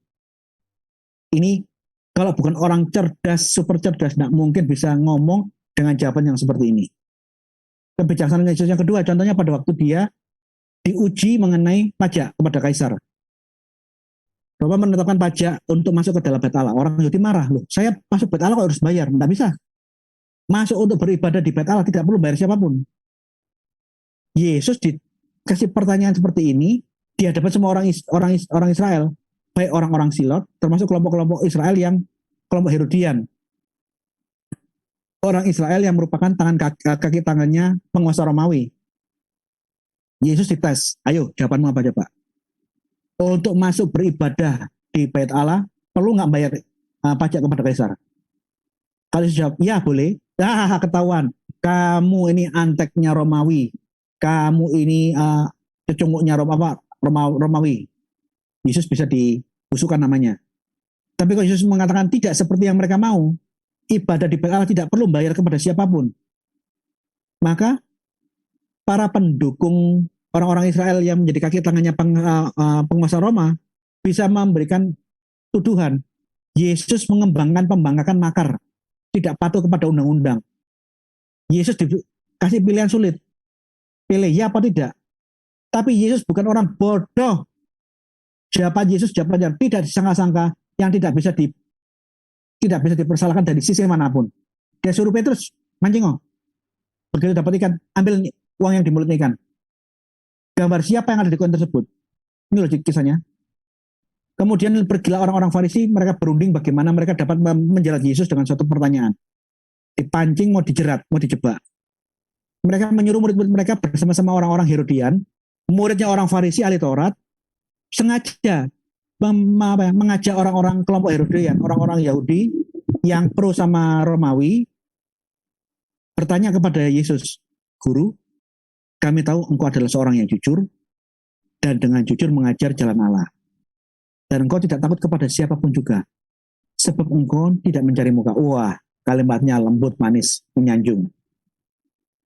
Jebakannya gini, coba katakanlah kepada kami pendapatmu, apakah diperbolehkan membayar pajak kepada Kaisar apa tidak? Karena Kaisar Romawi barusan menetapkan pajak bagi siapapun yang mau ibadah ke Bait Allah harus bayar pajak.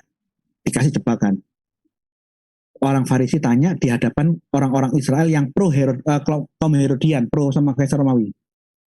Boleh nggak kami membayar pajak kepada Kaisar atau tidak? Setelah tersanjung-sanjung, dikasih pertanyaan menjebak. Kalau Yesus mengatakan, ya boleh, antek Romawi, pengkhianat orang Israel. Kalau Yesus mengatakan, tidak usah bayar. Lah, kamu adalah pembangkang menyebarkan propaganda untuk anti menentang aturan-aturan Romawi.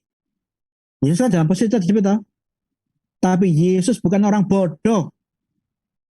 Tetapi Yesus mengetahui bahwa kejahatan hati mereka itu lalu berkata, mengapa kamu mencobai aku, hai orang-orang munafik? Oh alah kowe iki. Kenapa ngetes aku ta? Mengapa kamu mencobai aku? Kenapa ngetes aku ta? Hei orang-orang munafik. Tunjukkan kepadaku mata uang untuk pajak itu. Mereka membawa 1 dinar kepadanya. Maka ia berkata kepada mereka, gambar dan tulisan siapa ini? Uang itu gambar dan tulisan Kaisar. Lalu Yesus berkata, berikanlah kepada Kaisar apa yang wajib kamu berikan kepada Kaisar, dan kepada Allah apa yang wajib kamu berikan kepada Allah.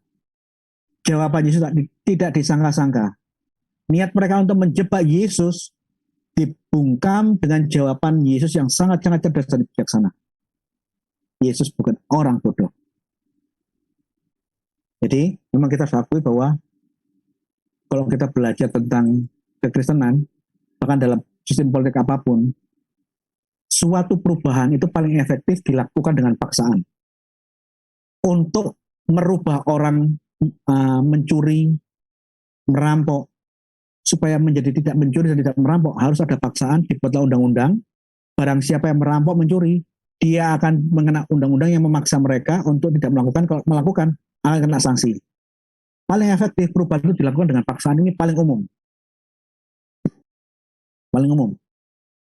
Karena dengan paksaan, ada paksaan eksternal, itu memaksa ada perubahan di dalam komunitas atau individu yang ada di dalam komunitas itu. Tapi yang menarik, pernah nggak kita perhatikan? Yesus merubah dunia, mengajarkan nilai-nilai kekristenan di dalam dunia, tanpa ada darah yang tertumpah. Yesus merubah bukan hanya bangsa Israel, dunia, dengan pengajaran-pengajaran, pemikiran-pemikirannya, tanpa menumpahkan darah orang lain. Yesus merubah tanpa paksaan. Beda dengan Islam. Pada waktu kebangkitan Islam melakukan peperangan dan penaklukan. Jadi mereka memaksa. Ini Syria, bukan negaranya dicaplok, dijajah, dianeksasi, dijadikan bagian wilayah Islam. Palestina ini negara tersendiri. Mereka pergi ke Palestina, menjajah Palestina.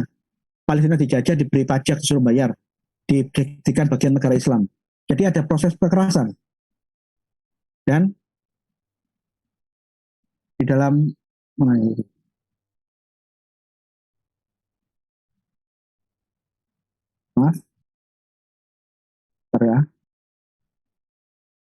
bahkan kalau kita baca sejarah Islam pada waktu penaklukan kota Mekah, Fatu Mekah, kalau Anda baca sejarah Islam entah di Sirah Nabawiyah, Tabaqat Al-Kubra, atau kitab Al-Maghazi, pada waktu Mekah dikuasai oleh laskar Muslim, barang siapa yang tidak percaya kepada Allah dan mengaku Muhammad adalah Rasul Allah, bunuh dan matikan.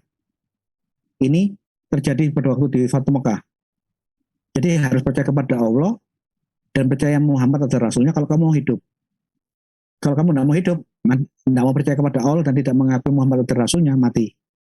Bahkan dia menyuruh laskar-laskarnya cari siapapun orang yang pernah menyindir, membuli atau menyakiti hatinya yang tidak percaya kepada Muhammad. Siapa yang pernah melawan Muhammad pada masa lalu? Saat ini kamu cari orang-orang ini, temu, bunuh, matikan mereka semua. Apa yang dilakukan Muhammad pada waktu dia melakukan penaklukan Mekah, membuat perubahan di dalam peradaban masyarakat Arab, termasuk pasca kematiannya, terjadi ekspansi Islam ke semua negara-negara di Palestina, sampai ke Eropa, sampai ke perbatasan Rusia.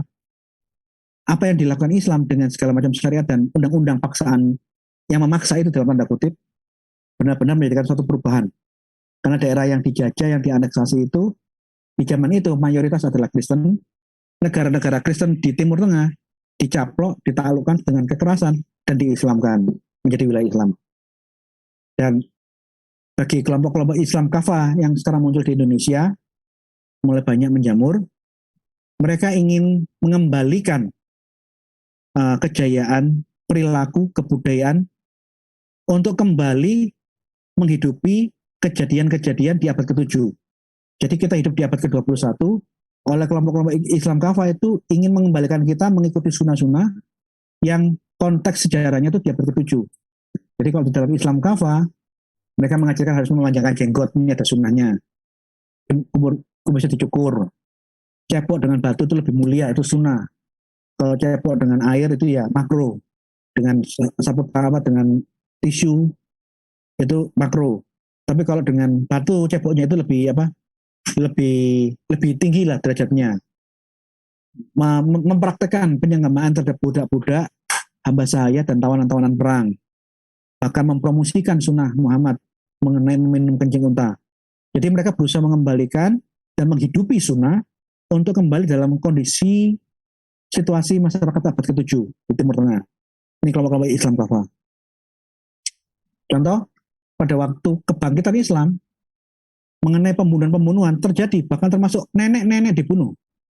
Pada waktu ekspedisi membunuh Ummu Kirfa, Laskar Muslim menyerang musuh. Di daerah musuh, yang laki-laki mati dibunuh, ditemukan seorang gadis di suatu rumah. Dia anaknya Putri Malik bin Hudzaifah bin Badar. Ini materi yang saya sampaikan di postingan beberapa episode yang lalu. Nah, gadis yang ditemukan ini anaknya Malik bin Hudzaifah, ibunya itu adalah Ummu Kirfa. Ummu Kirfa ini nama lainnya Fatimah. Jadi gadis yang ditangkap di dalam rumah itu anaknya Ummu Kirfa. Anak yang ditangkap ini dikawinkan oleh Muhammad dengan Hasan bin Abu Wahab. Ini ceritanya. Salma bin Aqwa di dalam kitab Al-Maghazi disebutkan Salma bin Aqwa pergi mencari salah seorang dari mereka yang bisa ia bunuh. Aku cari siapakah ada orang yang bisa saya bunuh setelah wilayah musuh, suku yang didatangi ini dihabisi, dihancurkan. Setelah dia cari-cari, rumah demi rumah dia selidiki, dia tidak ketemu.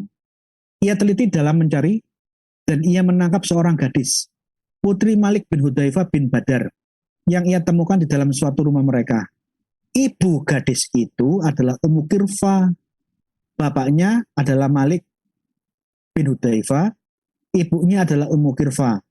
Ummu Kirfa nama lainnya adalah Fatimah, putri dari Rabi'ah bin Sa'id.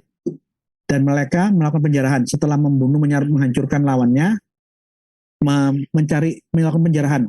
Harta benda yang bisa diambil semua. Said bin Haritsah maju dan Salma bin Aqwa mendekati gadis itu. Dan seterusnya. Gadisnya itu diambil dan sama Muhammad diminta untuk dinikahkan dengan Hasan bin Hudzaifah. Nah, pada waktu mau memasuki sebelum Fatu Mekah, ini kemarin saya sampaikan di postingan saya yang terpisah dari seri pengajaran bikin mengenai murtadnya Abdullah bin Sa'ad. Pada waktu Fatu Mekah, Abdullah bin Sa'ad yang sempat Islam kemudian dia murtad gara-gara dia menengarai bahwa Muhammad lupa ayat, diperintahkan untuk dibunuh. Abdullah yang keluar dari Islam, bunuh dia. Di dalam Al-Maghazi kisahnya seperti ini ya, saya bacakan ya. Di halaman 871, mereka mengatakan Abdullah bin Sa'ad bin Abu Sarah adalah orang yang biasanya menuliskan wahyu yang diturunkan kepada Muhammad. Ini suku Quraisy. Dia yang biasa menyalin wahyu yang diterima Muhammad. Mungkin Nabi Muhammad mendiktekan Sami'un Alimun. Sami'un yang maha mendengar, Alimun ini kalau dari kata Ali di atas maha tinggi, kalau alim kata alim mengetahui yang maha mengetahui. Jadi saya belum bisa memastikan Alimun ini maha mengetahui atau maha tinggi. Saya pengen lihat bahasa teks Arabnya, karena huruf bahasa Arab Ali di atas dengan alim mengetahui itu beda. Yang disuruh tulis Muhammad Sami'un Alimun, yang maha mendengar dan maha mengetahui atau maha tinggi. Tetapi Abdullah bin Sa'ad merubah redaksinya, dia rubah sendiri. Tetapi yang menuliskan redaksi ayatnya menjadi Alimun Hakimun, yang maha mengetahui dan yang maha bijaksana. Nah, setelah redaksinya dirubah-rubah, dikasihkan ke Muhammad, Lilala Muhammad mengesahkan bahwa redaksi ayat yang dirubah oleh Abdullah ini dinyatakan ini yang benar. Dan Nabi tetap mengesahkannya dengan mengatakan bahwa demikian Allah menetapkannya. Karena Abdullah lihat bahwa ayat yang dia rubah menurut redaksinya ternyata disahkan oleh Muhammad, diakui sebagai ayat yang dia terima dari Allah. Akhirnya dia ilfil, tidak mau jadi Islam. Ia tergoda untuk menjauhi Islam. Terus aku tidak percaya Muhammad adalah Nabi. Dan Abdullah berkata, Muhammad tidak tahu apa yang dikatakannya. Sesungguhnya aku menulis apa yang aku kehendaki. Muhammad lupa apa yang dikatakan kemarin. Ayat yang tak tulis itu, tak tulis berdasarkan apa yang aku pikirkan, yang aku maui. Taruh baru bahasa makarku dewe. Saya rubah ayatnya sesuka saya sendiri. Lalu ia melarikan diri dari Madinah ke Mekah. Sebagai seorang yang murtad keluar dari Islam. Rasulullah menghalalkan darahnya pada hari penaklukan Mekah. Di saat hari Fatuh Mekah, Muhammad dengan para rakyat Islam masuk kota Mekah, menguasai, Muhammad mengumumkan, cari Abdullah, bunuh dia, tumpahkan darahnya, halal. Ini. Kemarin saya jelaskan, di saat Muhammad berusaha membunuh Abdullah yang keluar dari Islam, dia mendapat keuntungan karena Abdullah ini ternyata saudara sepersusuannya Utsman. Utsman datang memohon pengampunan. Ampuni dia. Ibunya lah yang menetai saya, menyusui saya. Ibunya lah yang menyapi saya, mendidik saya dengan baik. Utsman bin Affan memohon, demi ayahku dan ibuku, tolong jangan apa-apakan saudara saya ini. Saya mohon ampuni, dia tuh sudah takut, menyesal, ketakutan ketemu kamu.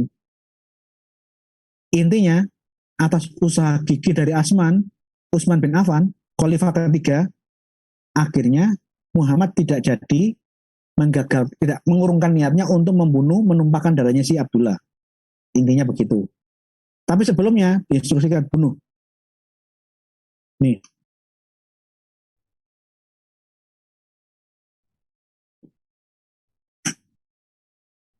Jadi mengenai perubahan yang terjadi, banyak yang dibunuh gara-gara pada waktu Mekah, orang-orang yang masih memiliki kepercayaan yang berbeda dengan Islam dan tidak mengakui Muhammad, atau orang-orang yang menyindir Muhammad, mengolok-olok Muhammad, menyakiti hati Muhammad, menolak kenabian hati Muhammad, semua diinstruksikan oleh Muhammad, tangkap dan bunuh, dihalalkan darahnya.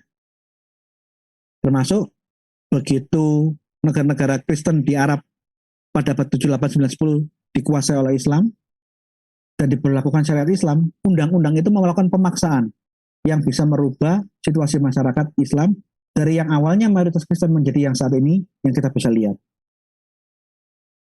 Beda dengan sejarah kekristenan. 300 tahun pertama kita bukan agama pemenang, bukan agama penguasa. 300 tahun pertama kita minoritas yang dikejar-kejar, yang dibunuhi, dibantai, dibunuh dengan berbagai macam cara pembunuhan. Dan kekristenan melakukan penginjilan di saat dikejar-kejar dan dibantai. Penginjilan misionari berkembang di saat-saat pembantaian massal 300 tahun pertama. Teladan Yesus. Sebab aku telah memberikan suatu teladan kepadamu, supaya kamu juga berbuat sama, seperti yang telah aku berbuat kepadamu. kita mengajarkan, belajar yang benar, ikuti ajaran yang baik supaya kita jangan binasa. Kalau hanya saleh toh, tapi otaknya bodoh, mudah diseret ke ajaran yang sesat. Ortodoksi, ortolatri, ortopraksi, ajaran yang benar, ibadah yang benar, dan perilaku yang benar yang berintegritas itu satu kesatuan. Tidak bisa pilih salah satu. Hanya milih salah satu, yang lainnya diabaikan. Kata Yesus, masuk neraka. Kalau kelakuan kita hanya sama dengan orang Farisi dan orang ahli Taurat, kamu pasti masuk neraka. Ortodoksi, ajaran yang benar, harus digandengkan dengan ibadah yang benar, penyembahan yang benar. Dan bergandengan juga dengan perilaku yang benar, integritas. Tidak boleh pilih salah satu, semuanya. Di dalam bahasa ungkapan Jawa, ojo dadi gajah di belangkoni. Jangan menjadi gajah yang dikasih belangkon. Artinya, isok khotbah tapi orang isok ngelakoni. Kalau posisi kita pengajar, ini berat. Saya ini posisinya berat. Karena saya harus dituntut menghidupi apa yang saya ajarkan. Tidak bisa saya hanya khotbah, tapi saya tidak melakukan apa yang saya khotbahkan, tidak bisa. Tetapi kalau posisi saya sebagai yang diajar, saya akan diam menyimak dan menerima ajaran-ajaran kebenaran dari siapapun yang sedang mengajarkan kebenaran. Tanpa melihat apapun latar belakang orang ini. Selama yang diajarkan benar, ya, diterima dan amin. Terima kasih. Ini, bisa ada lagi ya. Ini teladan Yesus. Kamu telah mendengar firman, kasihilah sesamamu manusia dan bencilah musuhmu. Tetapi aku, Yesus, berkata kepadamu, kasihilah musuhmu dan berdoalah berkati mereka yang menganiaya kamu.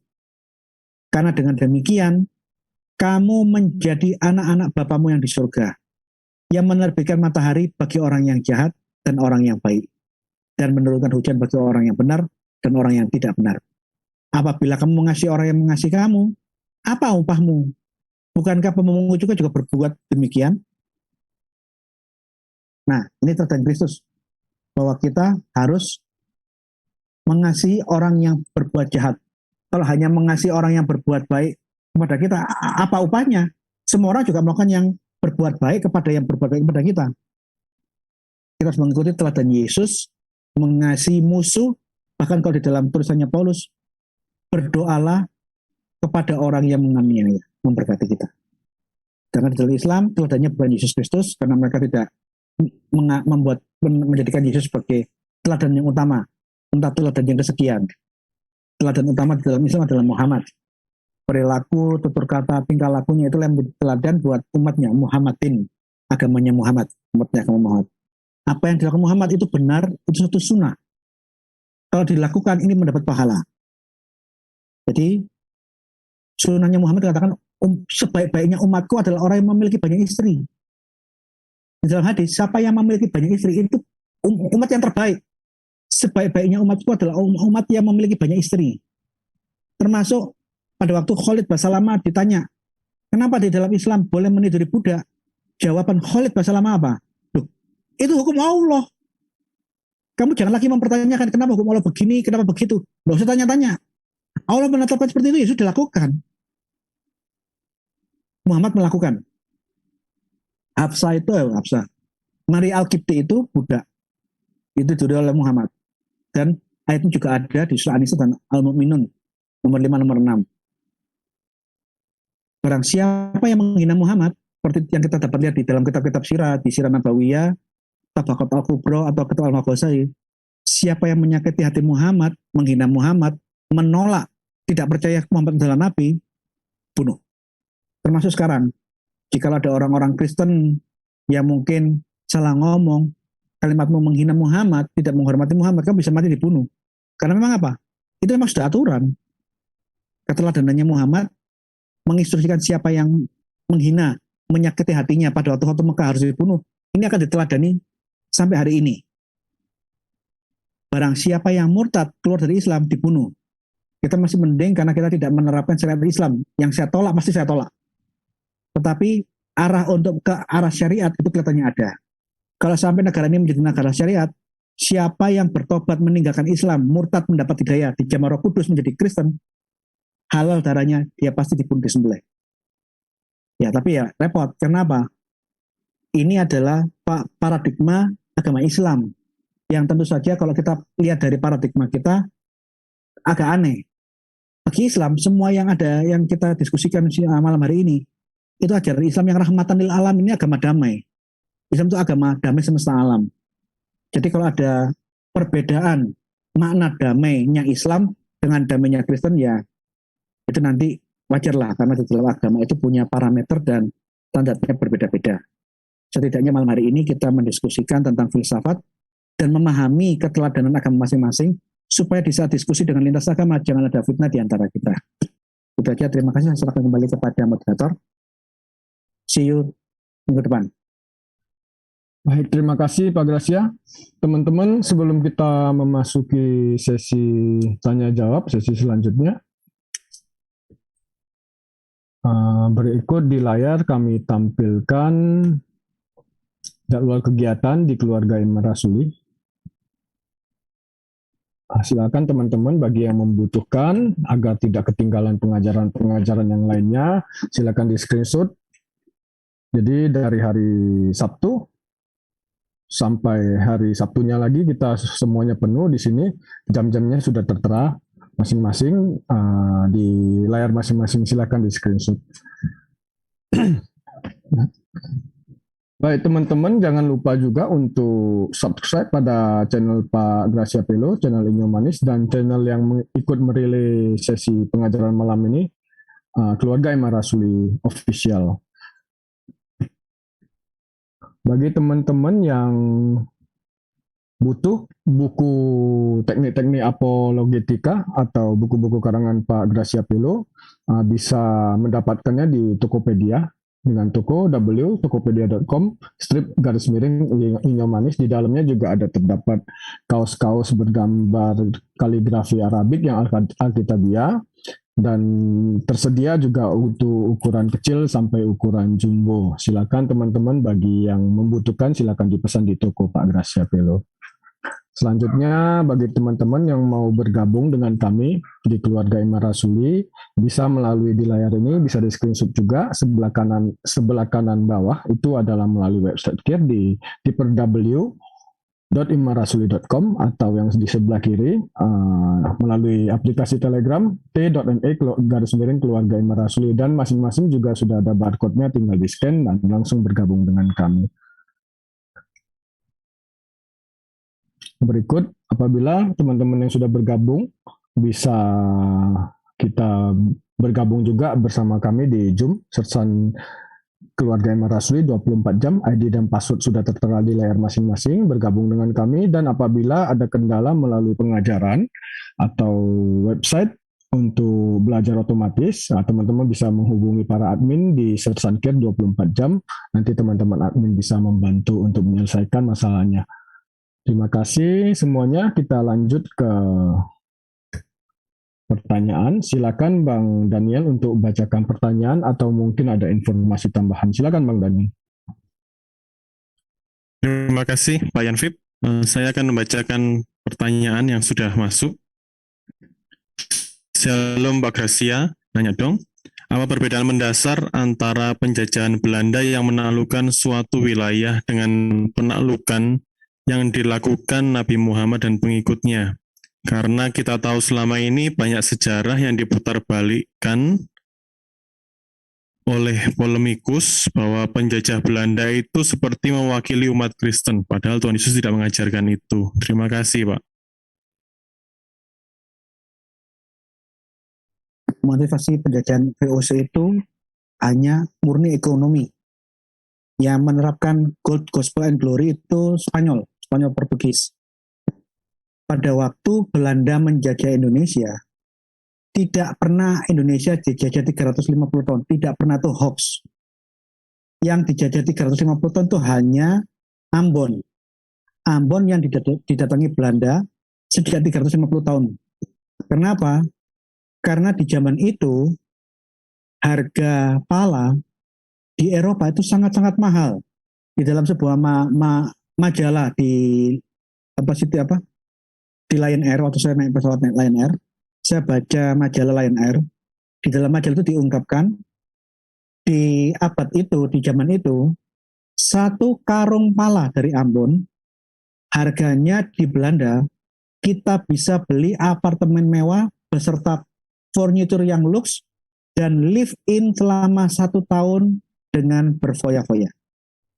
Karena harga pala di abad itu semahal itu, punya satu karung pala, kita bisa beli apartemen mewah di Eropa, plus furniture yang luxury, hidup mewah selama setahun. Itu yang menyebabkan orang-orang dari Eropa, Belanda, mengarungi lautan ribuan mil sampai ke Indonesia. Hanya Ambon yang dikuasai. Yang lain itu tidak 350 tahun. Dan di saat Belanda menjajah Jawa dan daerah-daerah lain, Belanda membuat aturan dilarang melakukan penginjilan di daerah-daerah yang mayoritas Islam. Jikalau ada orang Belanda sending yang nakal menginjil di Jawa, menginjil di Papua, menginjil di Sumatera Barat, menginjil di Sulawesi Selatan, Belanda VOC akan tangkap dan memulangkan orang ini ke Belanda. Karena itu pelanggaran hukum. Izin penginjilan hanya boleh ke orang-orang yang tidak beragama Islam.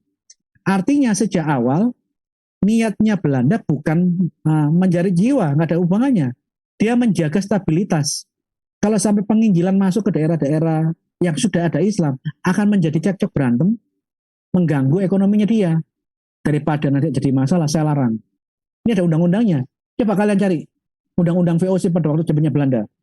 Penginjilan di Jawa itu dilarang keras dan dihukum. Masalahnya, kenapa sampai muncul GKJW?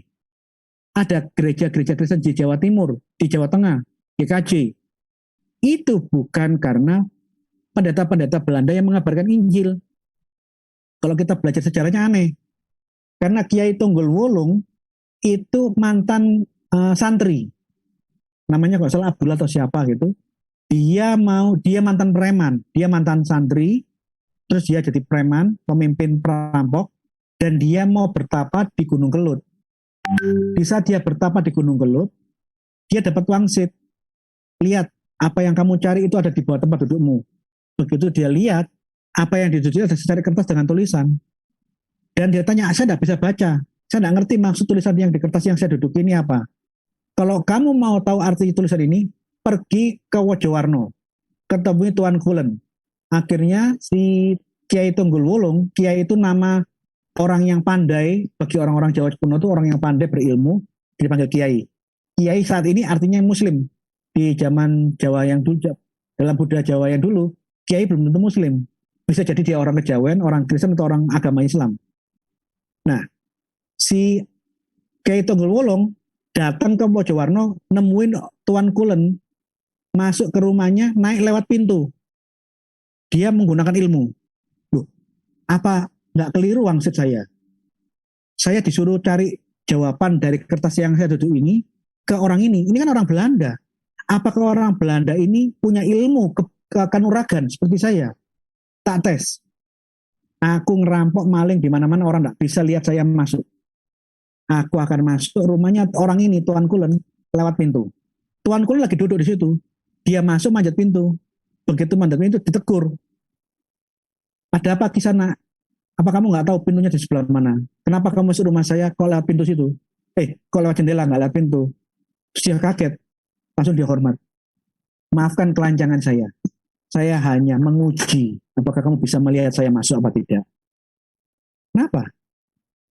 Saya ditugaskan dari wangsit saya untuk mencari tahu jawaban dari apa yang saya duduk. Apa? Ini kertasnya. Saya disuruh minta jawabannya dari Anda. Kertasnya dikasihkan ke Tuan Kulen. Tuan Kulen membaca. Oh, ini adalah doa Bapa kami. Singkat cerita, dijelaskan oleh Tuan Kulen arti doa Bapa kami. Setelah dijelaskan, terjadi diskusi. Singkat cerita, Kiai Tunggul Wulung menjadi Kristen. Setelah jadi Kristen, dia suka cita dan mengabarkan iman Kristen yang baru diyakini kemana-mana. Dia pergi ke desa-desa di selatan Jawa. Sehingga sampai sekarang banyak desa-desa komunitas di selatan Jawa Timur itu Kristen. Karena ada penginjilan, banyak orang Jawa berbondong-bondong jadi Kristen. Laporan masuk ke VOC, VOC tanya, siapa yang kurang ajar? Sudah dilarang, tidak boleh ada penginjilan supaya jangan ada masalah. VOC marah-marah. Pendeta-pendeta Belanda yang ada di kota-kota besar di Jawa Timur ditanyai semua. Kami tidak pernah melakukan penginjilan. Siapa? Yang menginjil orang Jawa sendiri kok, bukan kami. Karena yang menginjil adalah kelompoknya misalnya Kaisadra, Tunggul Wulung, kayak orang-orang Jawa sendiri yang bertobat. Belanda tidak bisa menghukum karena apa? Karena di luar aturan. Yang dilarang kalau sending orang Belanda menginjil di daerah yang mayoritas Islam. Menginjilnya akan ditangkap, dihukum. Tapi gara-gara yang menginjil adalah Kaisadra, Paulus Tosari, Tunggul Wulung, yang notabene adalah orang-orang pribumi lokal, undang-undang Belanda tidak bisa menjangkau mereka. Jadi kalau memang kita membandingkan dengan Islam beda. Kalau Islam, penaklukan suatu daerah disertai dengan upaya untuk mengislamkan orang-orangnya. Oleh karena itu ada pilihan. Kalau kamu, saya serbu, ada kesempatan tidak saya perangi. Kalau kamu mau masuk Islam semua, menjadi bagian dengan kami. Saya tidak akan mengirimkan pedang, tentara menghabisi kalian. Tapi kalau kami datang, kami tawarkan Islam, kamu tidak mau jadi Islam, kamu tetap dengan kekristenanmu, dengan Hindumu, dengan Buddhamu, dengan keyakinanmu masing-masing, kami akan masuk perangi kamu, kami akan bantai kamu, kami akan taklukkan. Sampai kamu kalah, kamu harus ikut saya. Setelah terjadi penaklukan, peperangan, dikasih pilih. Yang kalah bisa dibebaskan kalau mau jadi Islam. Kalau nggak mau jadi Islam, harus bayar dimi, pajak keamanan. Buat orang-orang non-Islam, yang tidak mau Islam, yang mau tetap dalam agamanya yang lama, boleh hidup dengan bayar. Nggak bayar, orang jaminan kiaman.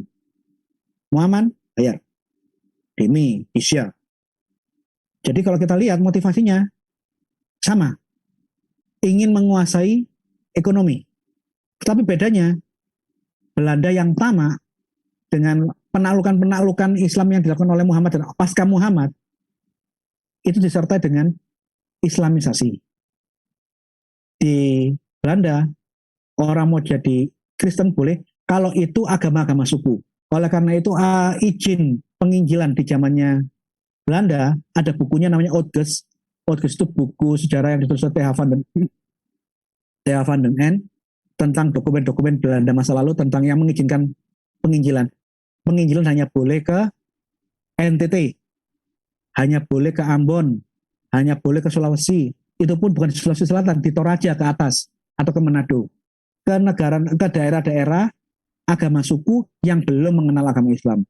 Di daerah yang ada Islam dilarang keras, yang melanggar, yang mengabarkan Injil di daerah Islam oleh Belanda ditangkap, dihukum oleh Belanda, dipulangkan ke negaranya masing-masing. Jadi ada persamaan dan perbedaannya, terus saya jelaskan. Yang lain?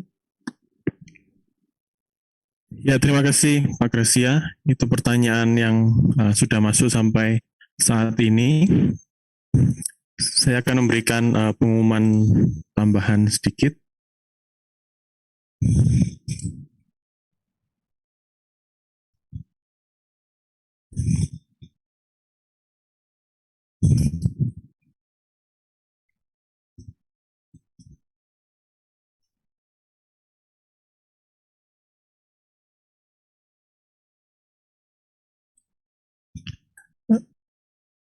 Setiap hari Senin sampai Sabtu jam 22 ada kegiatan membaca Alkitab bersama, 1 hari 5 fatsal. Diharapkan saudara-saudara sekalian bisa mengikuti dan bisa bergabung sebelum jam 10 malam waktu Indonesia Barat.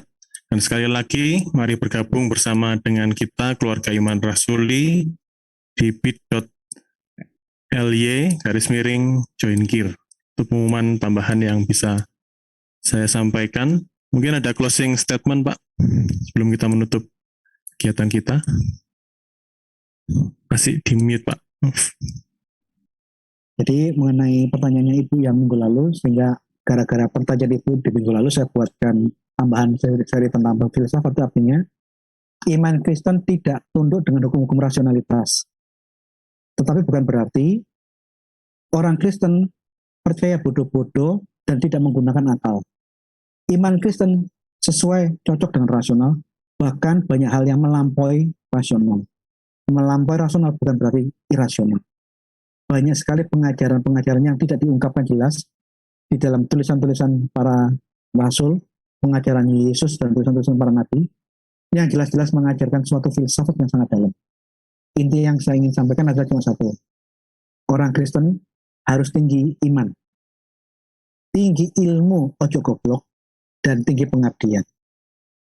Ini salah satu semboyannya GMKI. Tinggi iman, iman kita tinggi, kokoh kuat di dalam Kristus, menjadi penyampai kabar baik kemana-mana. Tinggi ilmu, ojo goblok, yang goblok itu binasa, Hosea 4 ayat 6. Tinggi pengabdian, ilmu tidak diaplikasikan, khotbah tapi tidak melakukan apa yang kita khotbahkan, itu bojai, itu omong kosong. Ortodoksi, ortolatri, ortopraksi, semuanya ketiga-tiganya harus dilaksanakan di dalam nama Tuhan Yesus. Ini yang ingin saya sampaikan. Terima kasih. Ya, mohon maaf Pak, ada pertanyaan satu lagi. Shalom Pak Gracia, menurut Pak Gracia, kenapa kalau umat Islam melihat teroris atau jihad yang bom gereja, selalu ada umat Islam yang pro dan ada yang kontra dengan berbagai tafsiran mereka masing-masing. Padahal mereka semua memiliki dalil dan memegang kitab suci yang sama. Terima kasih Pak. Itu wajar lah. Karena di dalam agama apapun, agama itu interpretatif. Alkitab itu interpretatif, artinya bisa diinterpretasikan berbeda-beda antara kelompok yang satu dengan kelompok yang lain. Itu hal yang umum. Orang-orang yang menafsirkan ayat Alkitab, ayat Al-Quran tentang jihad bom dengan penangkapan perempuan dan pemerkosaan, dia bisa berargumentasi dengan dalil-dalil bukan palsu, hadis-hadis sahih menurut tafsirannya mereka. Bagi kelompok Islam yang lain, ayat yang sama itu ditafsirkan berbeda. Hal yang ini wajar, karena perbedaan pendapat tentang suatu norma atau hal yang bersifat teologis, ini tidak hanya terjadi di dalam Islam, di dalam Kristen pun terjadi. Oleh karena itu ada aliran golongan Lutheran, Calvinian, Wesleyan, Ortodok, Katolik, Anglikan, macam-macam. Karena apa? Karena Alkitab itu interpretatif. Demikian agama pun juga interpretatif. Jadi bagi saya sih ya pro kontra tentang apa yang terjadi itu suatu hal yang wajar. Tetapi argumentasi-argumentasi dari kelompok-kelompok itu punya dasar kebenarannya masing-masing. Yang mengenai ini siapa yang benar atau tidak bukan urusan saya karena saya bukan Islam. Saya tidak mengatakan ini benar tidak salah, tidak ngerti. Karena setahu saya apapun dalil yang dibacakan oleh Yusuf Al-Qaradawi, oleh pemimpin-pemimpin dari Taliban, di Al-Qaeda, ISIS, di mana-mana, semua menggunakan dalil-dalil yang ada di dalam Quran dan hadis. Dengan penolakannya dari Islam-Islam yang moderat, Islam-Islam yang tidak sehaluan dengan mereka pun punya dalil-dalil berdasarkan ayat-ayat dan hadis-hadisnya sendiri yang berbeda dengan kelompok-kelompok Ikhwanul Muslim HTI atau ISIS yang ada di Irak waktu itu. Baca pandangan saya. Ya, terima kasih Pak Gracia buat materi yang diberikan dan juga jawaban atas pertanyaan yang sudah masuk. Terima kasih yang sudah menyampaikan pertanyaan dan semua yang sudah hadir pada malam hari ini. Kita akan mengakhiri kegiatan belajar kita malam hari ini. Kita akan menutup dengan doa. Dalam nama Bapa, Putra, dan Roh Kudus Allah yang Esa, amin. Terima kasih Bapa di surga untuk kasih-Mu yang Kau limpahkan kepada kami melalui kelas malam hari ini. Engkau mengingatkan kami agar kami tidak berhenti belajar, kami mau terus belajar akan kebenaran firman-Mu, sehingga kami dapat menyampaikan apa yang menjadi kehendak-Mu bagi dunia ini. Kami secara khusus berdoa untuk Pak Gracia yang sudah menyampaikan materi, kiranya Engkau memberikan kesehatan selalu, kekuatan baru senantiasa, terlebih lagi hikmat makrifat-Mu untuk mengajar kami semua, menyampaikan kebenaran firman-Mu bagi kami. Dan juga kami berdoa untuk Pak Rino yang saat ini sedang sakit, Engkau yang mengerti keadaannya, Engkau pasti memulihkan dan menyembuhkan seperti sedia kala, boleh kembali bersama-sama dengan kami dalam kegiatan dalam iman, dalam keluarga iman rasuli. Kami mengucap syukur atas segala kebaikan-Mu. Inilah doa kami yang kami naikkan kepada Bapa dalam surga, di dalam nama Yesus Tuhan dan Juru Selamat kami. Haleluya. Amin.